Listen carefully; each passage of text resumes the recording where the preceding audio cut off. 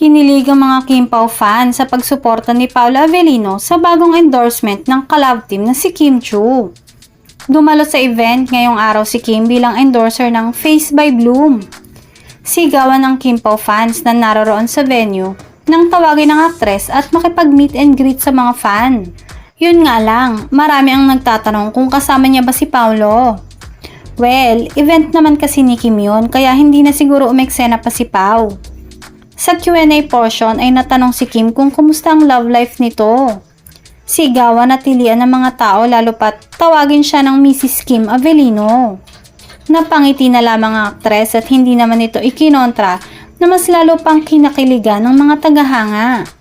Say ng aktres, "Syempre masaya ako because this is a blessing for me."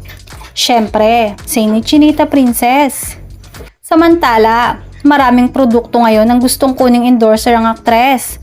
Nadoble ang kasikatan ni Kim at maraming offers na dumating sa kanya.